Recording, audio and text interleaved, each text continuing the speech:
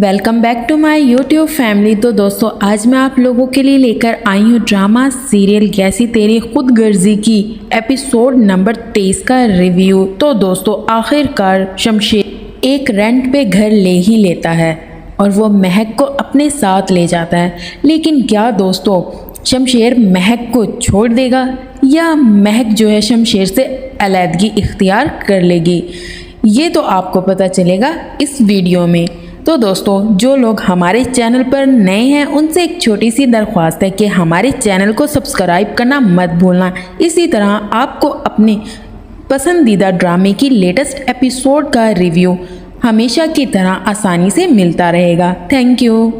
लेकिन दोस्तों एक तरफ तो एहसन जो है महक का कज़न वो शमशेर की बेबसी का मजाक उड़ा रहा होता है।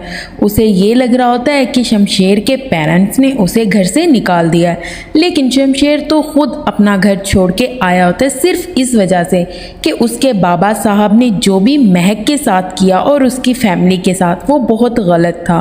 लेकिन वो एहसन की बातें खामोशी से सुनता रहता है और बर्दाश्त करता है सिर्फ और सिर्फ महक की वजह से, क्योंकि वो महक से बेहद मोहब्बत करता है। लेकिन महक तो कोई मौका हाथ से जाने नहीं देती जिसमें वो शमशेर को तंजबाजी का शिकार ना कर दे, लेकिन शमशेर खामोशी से उसकी बातें सुनता चला जाता है। आखिरकार शमशेर अपने दोस्त की मदद से एक घर किराए पर लेता है ताकि वो महक को उस घर में रख सके, लेकिन उसकी जेब में 1 रुपया भी नहीं होता और वो इस चीज़ को लेकर बहुत ज़्यादा परेशान होता है। तो दोस्तों इस सूरत हाल को देखते हुए शमशेर जो है अपने दोस्त शामिर से ये कहता है कि तुम मेरे लिए किसी नौकरी का बंदोबस्त करो, लेकिन शामिर शमशेर को समझाने की कोशिश करता है ये दुनिया तुम्हें बेच के खा जाएगी।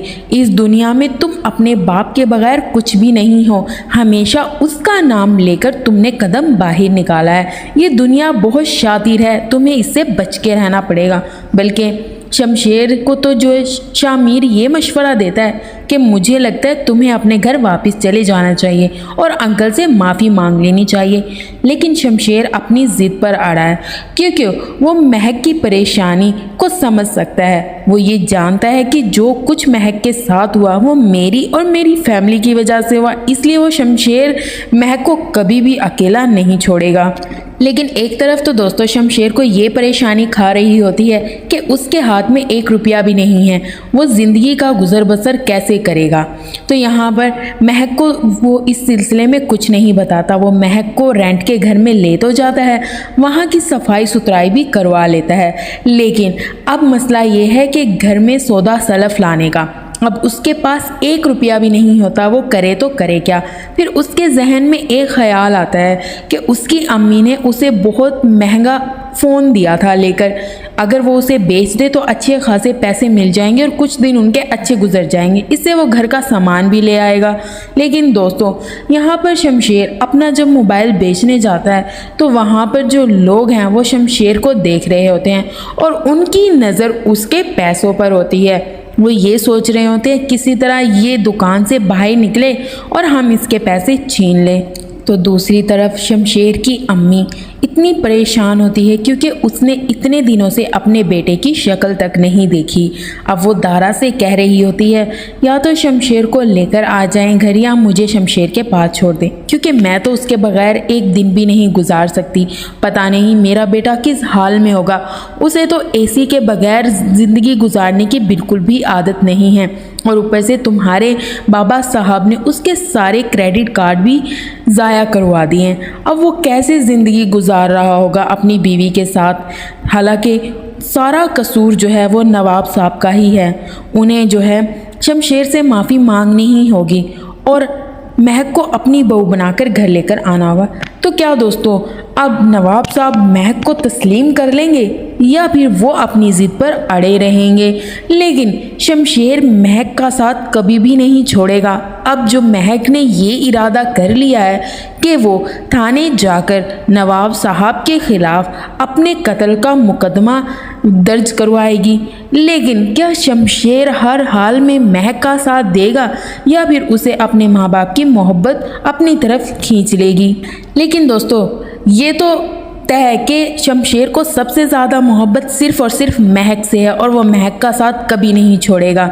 यहाँ तक कि उसकी भाभी फरवा उसके बारे में उल्टी सीधी चीज़ें बातें फैला रही होती है। यहाँ तक कि सोबिया अपनी बहन से पूछ रही होती है कि शमशेर घर आ गया या नहीं, लेकिन फरवा को इस बारे में अभी कुछ भी नहीं पता था। वो अपने शोहर दारा से ये पूछने की कोशिश कर रही होती है कि आखिरकार शमशेर कब तक घर से बाहर रहेगा, जबकि दारा फरवा से ये पूछता है कि मामा की तबीयत कैसी है। लेकिन फरवा उन्हें बताती है कि कल से वो अपने कमरे से बाहर ही नहीं निकली, ना उन्होंने किसी से बात की। हालांकि मैं खुद 2-3 बार उनके रूम में गई थी, लेकिन वो बात करने के बिल्कुल मूड में नहीं है। जबकि फरवा का जो मेन मकसद होता है वो गलत अफवाहें फैलाना ही होता है। वो दारा के दिमाग में उल्टी सीधी बातें डालने की कोशिश कर रही होती है, लेकिन दारा उसे अच्छी तरह समझता है, उसकी किसी बात में नहीं आता और उससे माजरत करता है कि आज प्लीज़ मेरा लड़ने का मूड नहीं है। लेकिन ये बात सुनकर तो फरवा को और शदीद गुस्सा आ जाता है। दारा जाकर अपनी अम्मी से बात करता है कि मामा कब तक आप ऐसी हालत में रहेंगी। शमशेर के पास मैं गया था, मैंने उसे समझाने की कोशिश की, लेकिन वो अपने दोस्त शामिर के घर उसके साथ रहता है।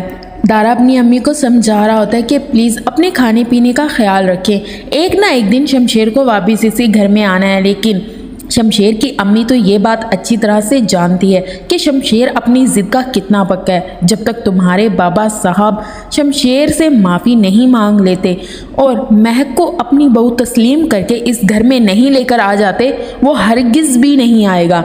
लेकिन शमशेर जो है वो महक से बेहद मोहब्बत करता है। अब वो उसके फ़ैसले में ही उसका फ़ैसला है। वो ये चाहता है अगर महक जो है उसके अब्बू पर मुकदमा दर्ज करवाना चाहती है कत्ल केस का, तो वो उसके साथ है। तो दूसरी तरफ महक की छोटी बहन निदा, वो एहसन से शादी नहीं करना चाहती क्योंकि उसने हमेशा एहसन को अपना बड़ा भाई समझा है। लेकिन एहसन उसे समझाने के लिए आया होता है कि अगर हम दोनों शादी कर लेंगे तो ये हमारी फैमिली के लिए अच्छा है, सारे गिले शिकवे और मुसीबतें ख़त्म हो जाएंगी।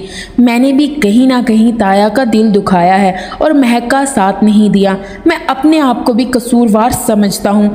लेकिन निदा जो है उसको ये बात जो है शिद्दत से एहसास हो रहा होता है कि ये सब आप मेरे बाबा और महक की वजह से कर रहे हैं।